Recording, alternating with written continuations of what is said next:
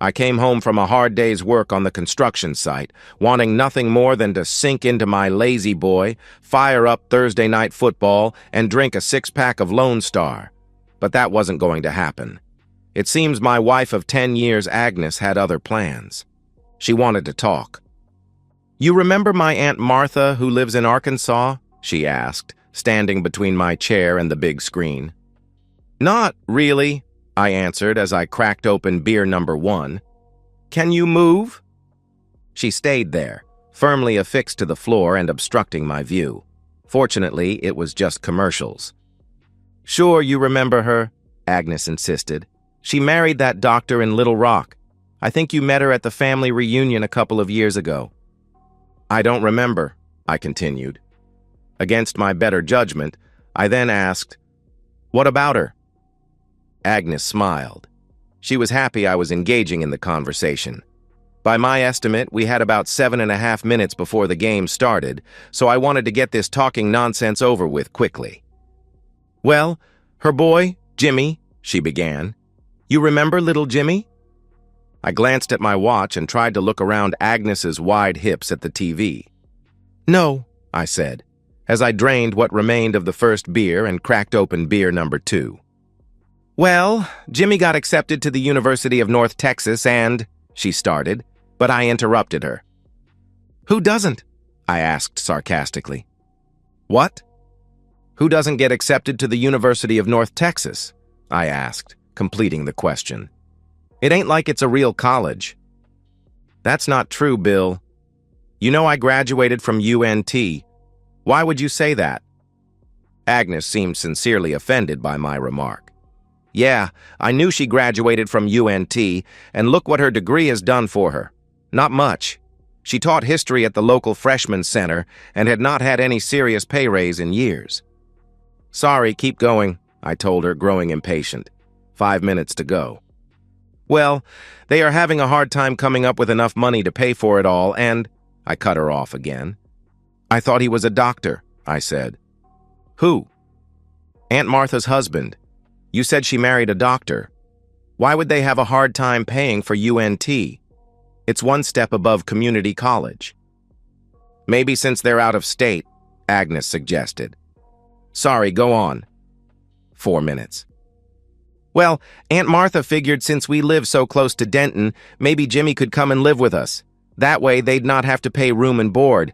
We don't even use the upstairs and—" I cut her off for the 3rd time. "Yeah, okay, whatever," I quickly conceded.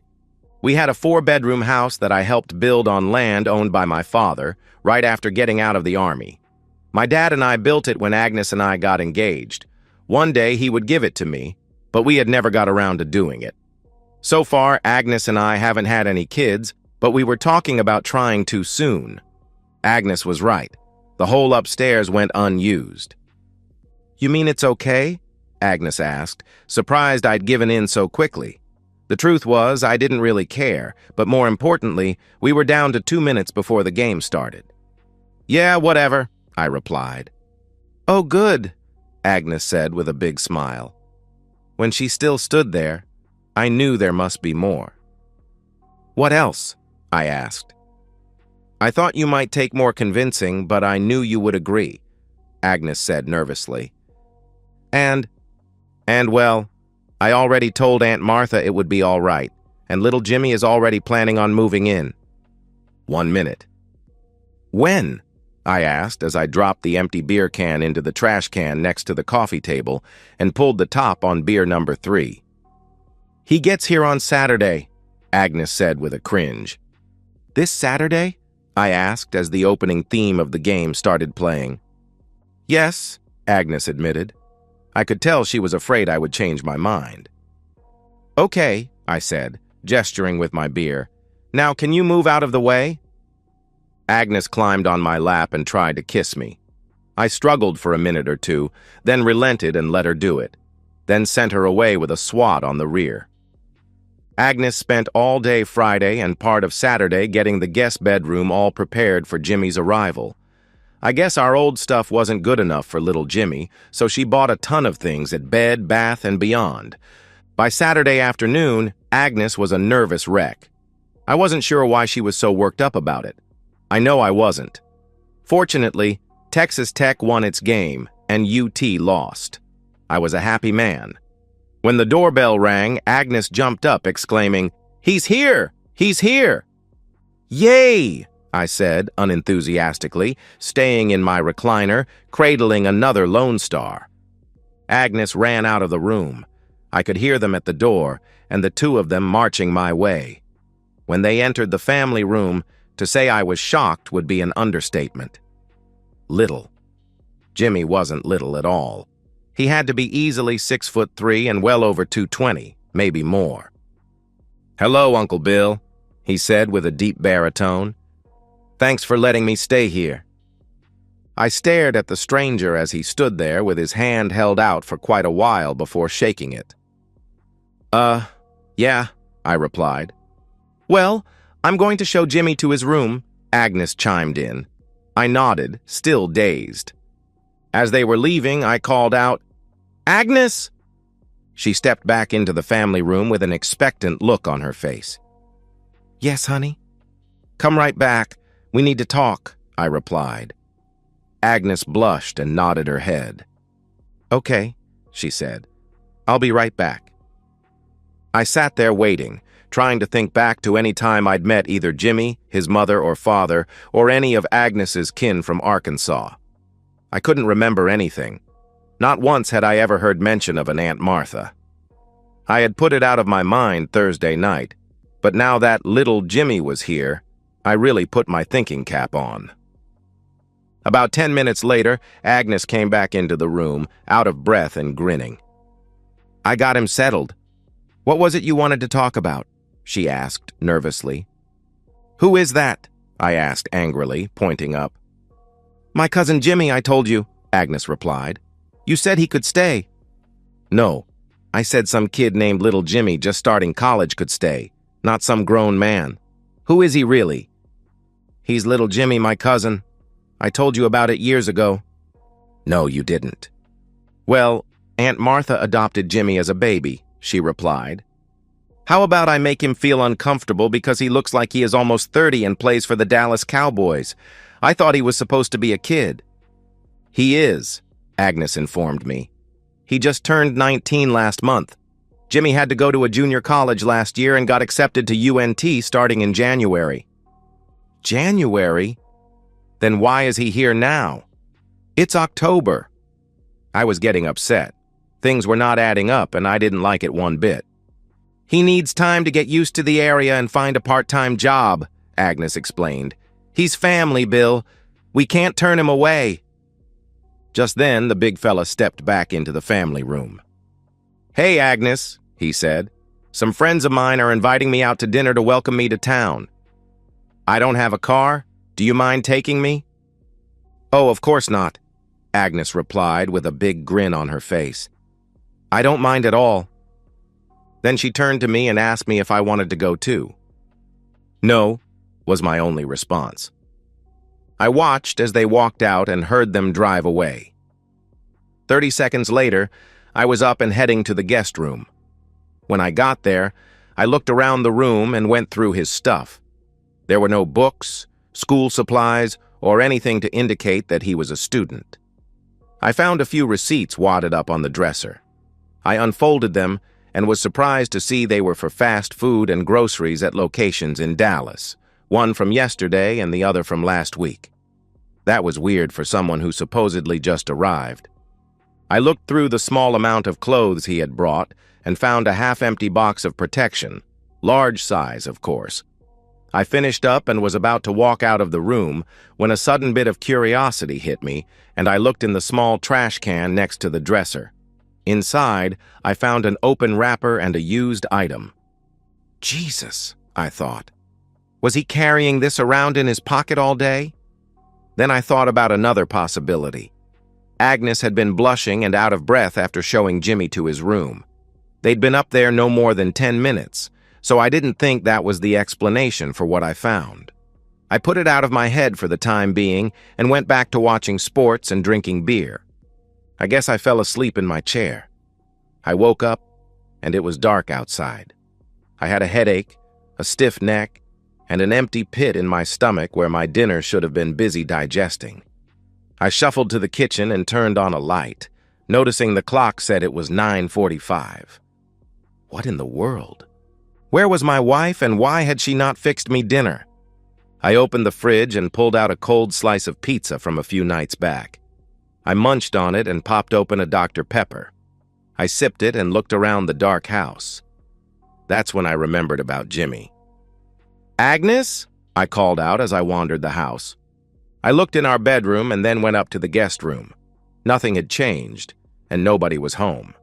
I found my cell phone on the charger and called Agnes. I could hear my wife's phone chiming away, which was odd since she should have it with her. I looked for it and found it in our bedroom on the charger on her nightstand. Well, that's just great, I thought. How am I supposed to reach her if she didn't take her phone? I ate a couple more slices of pizza and switched from Dr. Pepper to Lone Star. I waited another hour and was getting really irritated, so I did what I usually did in that condition. I got out my guns and started cleaning them. The ritual of disassembling and reassembling them calmed my nerves. It was something held over from my days in the Army. I had just finished putting my Glock 19X back together when the front door opened and in walked my wife and her alleged cousin, laughing and joking. When they saw me, they both stopped dead in their tracks, a look of terror on their faces. "Where have you been?" I demanded. Agnes glanced at Jimmy, who was frozen, with his hands raised in the universal don't shoot gesture that apparently everybody except cops understood. We took Jimmy to meet his friends for dinner," Agnes reminded me. "But they insisted I stay and eat with them.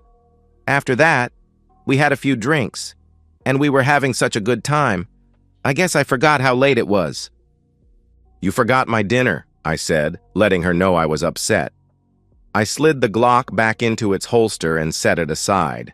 Jimmy visibly relaxed. "There was pizza in the fridge," Agnes explained. "Yeah, I ate it." "Oh, okay, so you didn't go hungry," Agnes replied. Jimmy seemed to have recovered a bit and tapped my wife on the shoulder. "Hey, I'm gonna head to bed." I noticed he didn't speak to me. I ignored him, and he left the room. "Well, I'm going to go take a shower and then get ready for bed," Agnes said. "You coming?" "I'll be there in a bit," I told her. "I have a few things I need to take care of first." When Agnes left, I locked my firearms back in the safe, except for the Glock, which I kept with me. Sunday, I spent the day glued to the NFL, so I don't really know what went on with Agnes and little Jimmy. They stayed out of my way, which was good. The Cowboys won too, so I was in a good mood come supper time. Agnes brought me food when I needed it and kept the Lone Star flowing until about halftime of the Sunday night game. I had to get up and get it myself and was just settling in for the second half when there was a knock at the door. Somebody ordered pizza. It was triple pepperoni and double cheese, which is my favorite, so I figured Agnes ordered it for me. She wasn't such a bad wife after all. I ate all but 2 slices and put a healthy dent in the case of beer I'd opened for the previews earlier in the day. I ended up falling asleep in the chair and woke up with a headache. I got up and went to the bedroom to shower and get dressed. I noticed the bed was neatly made, and Agnes wasn't in it. I didn't think too much of it, as she was often up well before me. When I was done getting ready, I headed down to the kitchen and found her making coffee and heating up a couple of frozen Max's donuts in the toaster oven. We'd go buy them in bulk, then bring them home to freeze.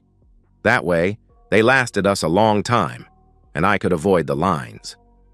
Agnes was smiling and gave me a big kiss as she handed me my first cup of coffee. I noticed her robe was untied, falling open, and she was undressed underneath. I had eaten breakfast and just finished my second cup when Jimmy showed up, wearing only boxers.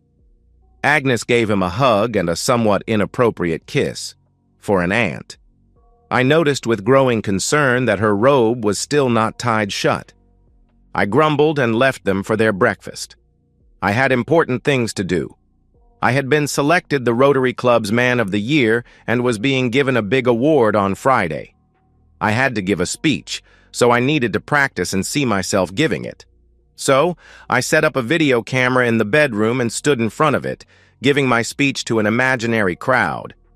It was pretty darn good if I do say so myself. I mixed in a good amount of jokes and humor as well as more serious moments. I had it down to about 18 minutes but needed to get it to 15. I was on my 4th run-through when Agnes stuck her head in to ask me why I was late for work. "I'm not late," I snapped, then looked at my watch. "Oh no, I'm late." I ran out of the room, grabbed my work bag, and headed to the office, calling my boss to tell him I was stuck in traffic. I had a typical day, but I couldn't help thinking about how weird it was with Jimmy being tall and all. Not that there's something weird about being tall, but there was something strange about her cousin being that way. Agnes has a younger sister named Ursula who lives in Denver. She's married to a guy named Trevor. I never really liked him. He was from Boston and was a Patriots fan. That was enough to make me dislike him. But he was also a handsome, smug, condescending little fellow. At the moment, I couldn't think of anybody else to call, so I called him. "Well, well," he said when he answered. "If it isn't my brother-in-law. How's it going, Bill? You must really need something to call me." "Yeah, well, that's true," I admitted. Not wanting to waste time on chit-chat, I got to the point. "Do you know much about Agnes and Ursula's family?" "Not that much," he said. "I met their worthless brother Abe. That's about it." "What about their Arkansas kin?" I asked. "Arkansas?" he asked, sounding puzzled. "I never heard of any relatives in Arkansas." "Why?" "So you never heard about no Aunt Martha in Little Rock, married to a doctor who can't afford to pay for UNT and has a 6'4" adopted son named Little Jimmy?" No," he replied. "I can't say that I have. Want me to ask Ursula? She's right here." "Yeah, if you don't mind." He must have put the call on speaker, as I could hear their conversation perfectly. "Hey, Urs," he said. "It's your sister's husband, Bill. He wants to know if you have an Aunt Martha in Little Rock." "Hey, Bill," said Ursula. "I don't have an aunt named Martha anywhere and don't know anybody from Little Rock. Why? What's going on? Some kind of scam?" "Yeah," I said, feeling my anger welling up inside me to the point of popping out. "You got that right. A scam I'm fixing to put an end to." "To which I'm fixing to put an end," Trevor said. "Huh?" "Nothing," Trevor said with a laugh. "Was there something else you needed, Bill?" "No, that was it," I answered. "Bye." I hung up the phone and started pacing my office. "The lying woman!" I shouted. "How dare she bring that man into my home and try to fool me? I'm onto their scheme now." I sat down in my chair, pulled a bottle of hooch from the back of my cabinet, and poured some into my coffee mug. "Now I just gotta figure out what it is they're doing," I said out loud as I took a big sip. I left work early and got home at around 5 o'clock to a quiet house, with no sign of my phony cousin-in-law. Agnes was in the kitchen fixing supper and looked up, surprised when I walked in. "Oh," she declared, "it's you." I noticed she was wearing the robe again, still hanging open. I couldn't help but notice the absence of her usual appearance. "Sorry to disappoint," I said. "Where's Jimmy?" "He had to go meet his friends to pick up some weed killer," she stammered. "Weed killer?" I asked, scratching my head. "What the heck is he getting weed killer for?" I started wondering if maybe they were some kind of terrorist cell, and weed killer was used in explosive vests. "Have you seen our yard lately?" Agnes asked. "It's more weeds than grass. He's minoring in garden culture." "Garden culture?" I asked, wondering what kind of liberal programs these schools have nowadays. "Horticulture," she corrected me. "Get your mind out of the gutter." "What's that?" I asked. "Plant stuff," Agnes answered.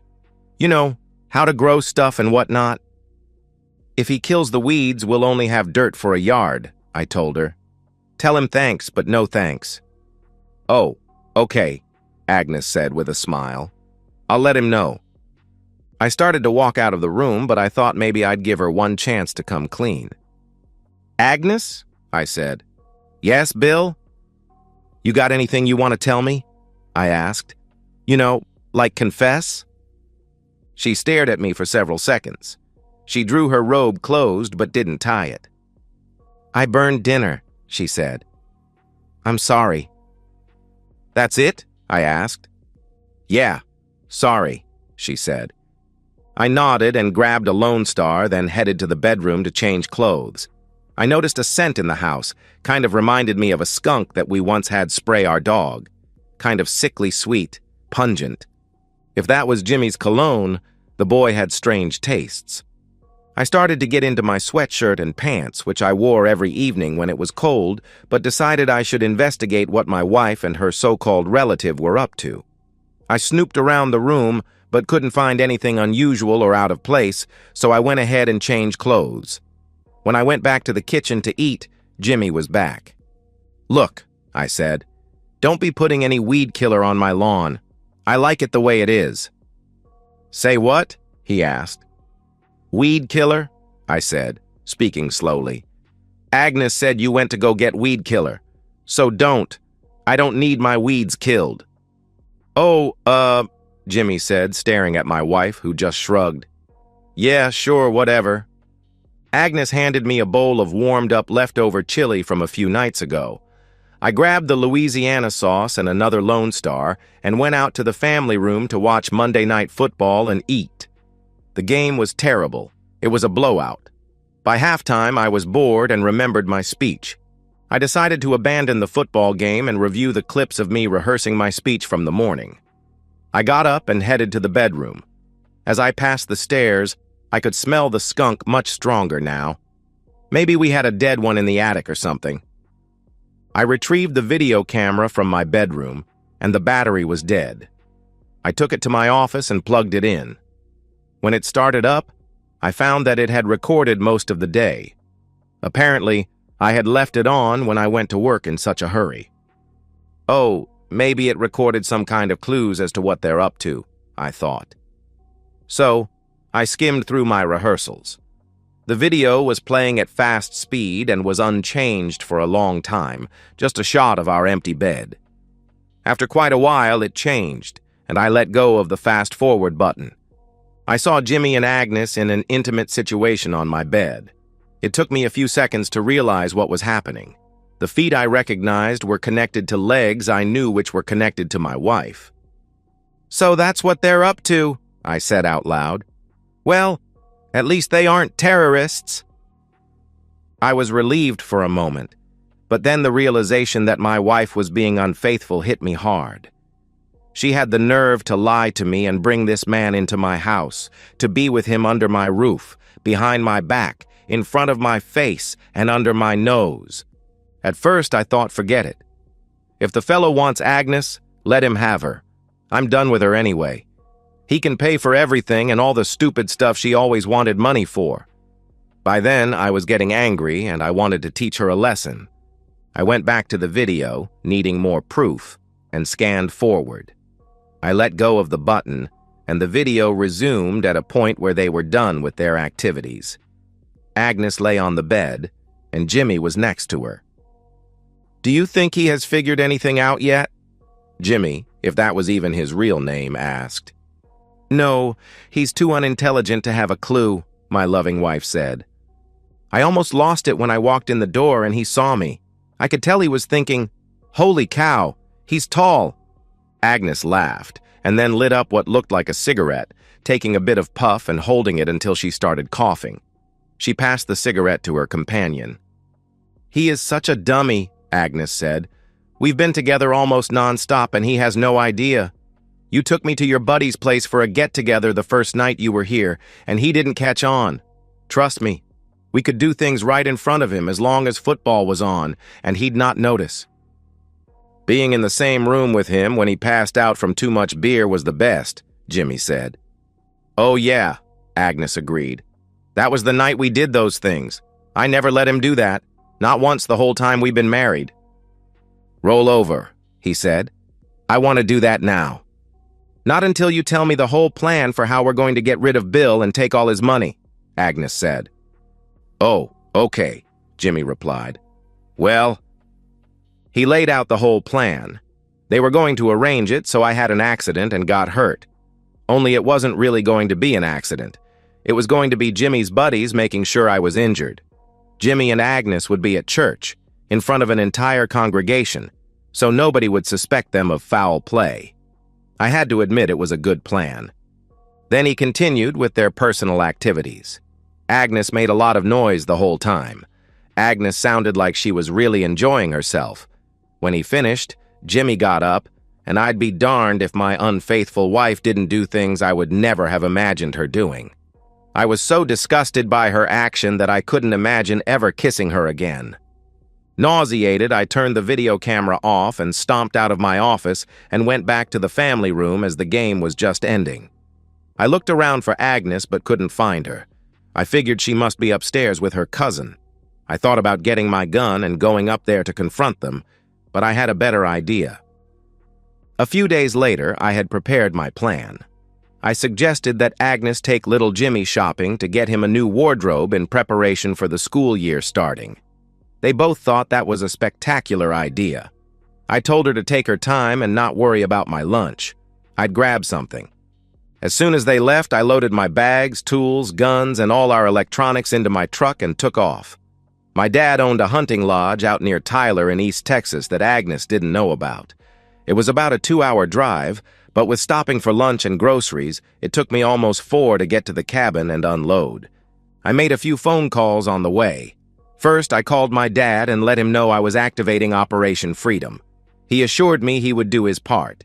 Second, I called the lawyer I had retained and told him to go ahead with the divorce filing. Lastly, I called the bank and told them we suspected my wife's cards were stolen and had them deactivate them temporarily. I didn't close the accounts, as I never kept much money in them anyway. I hated banks and held my liquid assets elsewhere. About 30 minutes after I arrived and cracked open my first Lone Star, my phone rang. I chuckled when I saw it was Agnes. I answered. "Something's wrong with the credit cards," she practically shouted. "Wrong?" I asked. "What's wrong with them?" "They don't work," she said excitedly. "I just tried all of them, and they were all declined. I got about $500 worth of stuff here for Jimmy. How am I supposed to pay for it all?" "That's weird," I said, playing dumb. "Can't you pay cash?" "I don't carry that much cash with me," Agnes shouted. "You talk to the store person and straighten this out." "No," I told her. "I'm busy." "You figure it out." I hung up the phone and emptied my beer with a gleeful smile. Agnes called me back a couple of minutes later. "Bill, I had to put all that stuff back. Did you call the bank?" "No," I replied. "I told you I'm busy." "Well, how am I supposed to pay for all this stuff?" she asked. "I don't know, Agnes," I said, trying not to laugh. "Think the manager will give you a deal for them?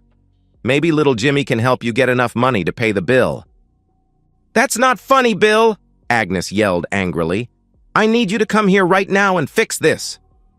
"Not happening," I told her. Then I hung up again. The quiet was disturbed about 30 minutes later when she called back. "We've been robbed!" Agnes shouted into the phone as soon as I answered it. "What are you talking about?"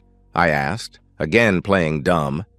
"The TV and stereo, all the computers, they're all gone," she shouted.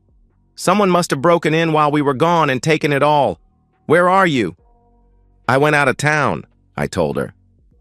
"You what?" Agnes shrieked. "Why didn't you tell me? Where are you and what are you going to do about all this missing stuff and about my credit cards?" "I'm out of town," I repeated. "And I'm not going to do a darn thing. If you have a problem, deal with it yourself." I hung up and decided I didn't want to hear from her anymore. So I logged on to the ATT website and turned off her phone. Almost an hour passed, then my phone rang. It was Dad. This ought to be good, so I answered. "Hey, Dad, did you do it?" I asked. "Yeah, she about lost it," he said, laughing hysterically. "Great. Tell me everything," I said. "All right. Well, I drove up to the house and rang the bell, Dad explained. She was happy to see me at first. She tried to get me to call you as it seems her phone didn't work anymore. I told her no, then handed her the eviction papers. She didn't understand what they were for, so I told her she and Jimmy were being evicted. Bet she loved that, I said. Oh, heck yeah, Dad replied. She didn't understand. She wanted to know how I could evict her from her own house. So I explained that the house doesn't belong to you and her. I own it. I told her you moved out, and since you weren't living there anymore, I wasn't about to let her and her cousin live there for free. How'd she take it? Not well. Then that big fella tried to get physical with me, Dad said. So I introduced him to my friends Mr. Smith and Mr. Wesson. Did you shoot him? I asked, halfway hoping he had. Nah, Dad said. Wasn't worth the trouble it would have caused. All right, well, I appreciate the update, I told him, then hung up. The next day, my lawyer called to let me know they had served the papers on Agnes. She apparently fainted and had to be taken to the hospital. When she recovered, she asked for me, but nobody knew where I was. Some of them did, but lied to me. I stayed in hiding for a while. Only 2 people knew where I was, my lawyer and my dad. Dad let me know that Agnes had been thrown out of the house, kicking and screaming, and had apparently shacked up with Jimmy and 3 of his buddies. I bet all 4 of them were with her. I was in no hurry to settle things. In fact, the longer I let things drag on, the harder it would be on Agnes financially. She might even have to get a job. Finally, after almost 2 months, I heard from my lawyer that she was fighting the divorce and had somehow managed to hire an attorney to represent her. I was required to appear in court, so I drove back to Dallas and checked into a hotel. I arrived in the courtroom and was shocked when Agnes came in. I hardly recognized her. She'd lost a ton of weight and looked haggard. She stared at me with hatred in her eyes. I was patient and let my lawyer do all my talking. Agnes tried to argue that the house was ours, so we gave the judge proof that the land and house belonged to my father. I had helped build the house, but at no point did he ever transfer ownership to me. We had been living there, thanks only to his generosity. Then, Agnes tried to claim that I had a lot of money. She was under the belief that I owned the construction company. Unfortunately for her, the company was also Dad's. I was just an employee, or used to be. He fired me several weeks back for abandoning my job. So right now, I was an unemployed bum. The only thing of value I owned that she could prove was my old beat-up pickup truck. We had not filed for the divorce for adultery. Texas is not precisely a no-fault state, but pretty close. I never mentioned Jimmy had anything to do with the divorce. In fact, I never really explained much about why I wanted the divorce. So, that became her next bone of contention. She wanted to know why I was divorcing her. The judge wanted to know too. Your Honor, I said, can I speak plainly? He nodded and said, without objection, go right ahead. Nobody spoke up, so I plunged ahead. Your Honor, I realize that my wife and I have irreconcilably different religious beliefs, and because of that, I can no longer be married to a woman of her irregular moral beliefs. Religious belief? Agnes shouted. What the heck are you talking about? I'm Baptist, same as you. Son, I thought you said you wanted to speak plainly, the judge said. Yes, sir, Your Honor, I agreed. I do. Then I suggest you do so. What are you getting at? Well, my wife cares a lot about her family, I explained, which I ain't got no problem with. When her Aunt Martha asked us to let their son, little Jimmy, board with us while he went to UNT, I was fine with it. Then what's the problem? He asked. Well, you see, Your Honor, I began. I realized how different our ideals were when I realized she doesn't think there's anything wrong with incest. There were a couple of gasps from the gallery. Everyone, including the judge, was looking at me like I was crazy. Incest?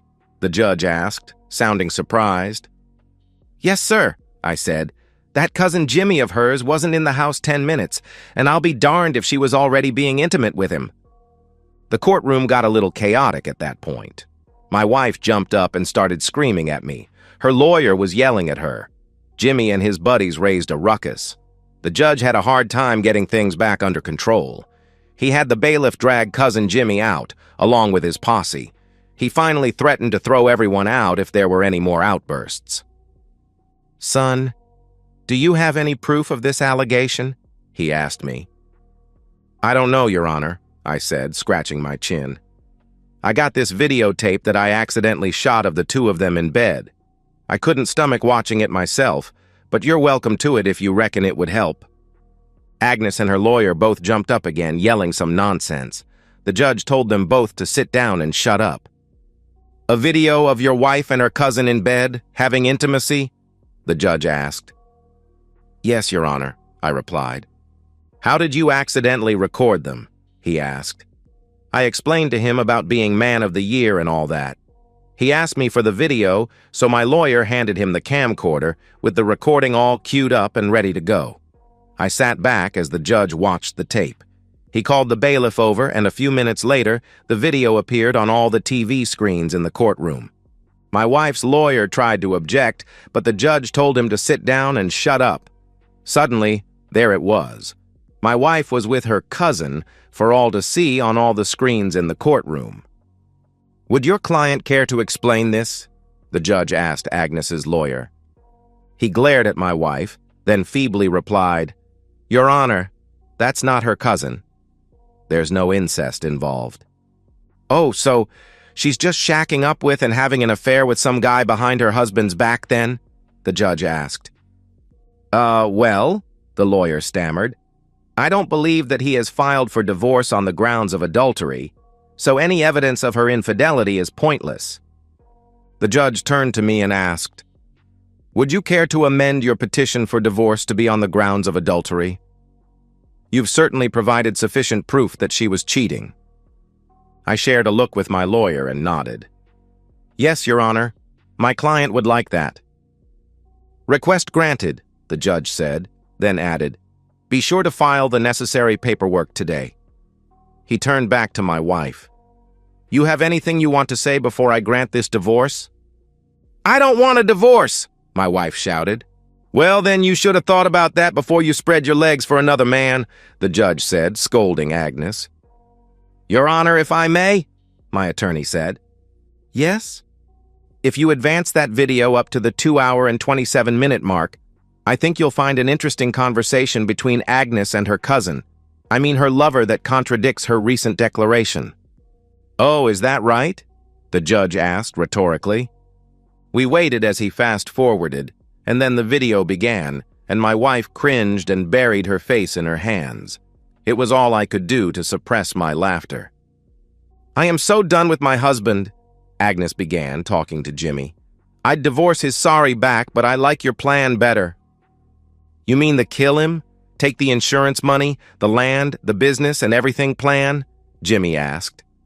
"Yeah, that plan," Agnes said with a wicked laugh. "But how would you do it so that we don't get caught?" "I have friends in low places," Jimmy said. "They would hit him while you and I are someplace public with perfect alibis. Then they would dump his body somewhere nobody would ever find it." "That's perfect," my loving wife declared. After that, I pretty much got everything I wanted out of the divorce, and Agnes got nothing. I didn't even look at her as I left the courtroom. I let my lawyer handle everything. I mean, that's what I pay the guy for. It had been 2 months since the dust settled on the divorce. Agnes was still with Jimmy. Her maintenance money from me had run out, and Jimmy put her to work, turning tricks down on a corner on Harry Hines. I guess to cope with it all, she turned to drugs. Last I heard, Jimmy had beaten her up pretty badly for not producing enough. I had taken up jogging and exercising. I spent a couple of hours a day running through a park near my house. When I wasn't busy banging all the hot young chicks at the gym, I spent my free time dating, well, if you call, Agnes's younger sister, dating. Then, one evening around twilight, I was just getting out of my car at the park to start my run when 3 men jumped me. I recognized Jimmy right away. "Well, I was wondering when this day would come," I said as the 3 of them pulled out knives. "You got it coming, old man," Jimmy said. "You messed everything up. Now we're going to make you pay." My first shot hit Jimmy in the center of his chest, sending him back and on his back. The second shot hit his larger buddy in his left eye. I had to use 2 shots on the third assailant. The first blasted through his gut, but not before he opened a gash on my left side. My final shot took off the back of his head. I dropped to my knees, watching Jimmy as he clutched at the hole in his chest for a few seconds before death came for him. I guess I blacked out. When I woke up, I was in the hospital. Agnes was there, sitting next to me. Or at least I assumed it was Agnes. She'd changed so much that it was hard to believe she was my ex-wife. Now, she was a balding, toothless, cracked-out meth head, a cheap woman. "Oh, thank God!" she cried out. "You're alive!" I looked around the room. "What happened?" I asked. "You killed Jimmy and his thug friends," Agnes explained. "One of them stabbed you. You lost a lot of blood, but you made it. I wanted them to give you my blood, but they wouldn't let me due to the herpes and all the other diseases I got." "Thank God," I mumbled. "Fortunately, my sister has the same blood type," Agnes said. "What are you doing here?" I asked. I wanted to follow up with, "And when are you leaving?" but let it go. "I'm dying, Bill," she said as she wiped away a tear. "Can you forgive me? I know I was a fool and destroyed our marriage for a lot of intimacy. You are the best man I've ever known, and I betrayed you. The doctors say I have 6 months at most. Please forgive me so I can go in peace." I was a better man than she deserved, and I knew it. Truth is, I'd already forgiven her. Like hell I had. "Forget you, you filthy, disease-ridden tramp," I shouted. "Get out of here before you give me something they can't cure." Agnes stared at me in disbelief. Just then, her much hotter, younger, and better sister came in. "Agnes! Who let you in? I told them you were not allowed," my new friend started shouting. "Security! Get this woman out of my man's room!" Agnes got up and scurried toward the exit. "Agnes, wait!" I called out. She stopped and turned back expectantly. "Say hello to Cousin Jimmy when you see him in hell," I snarled at the cheating witch. "I guess some people are more forgiving than me." And that's the end of today's story. If you enjoyed it, please give this video a thumbs up and drop a comment below. Your support helps the algorithm push my content further. If you're new to the channel, don't forget to hit that subscribe button. It really helps me keep creating more stories for you. Thanks for watching, and I'll see you in the next one.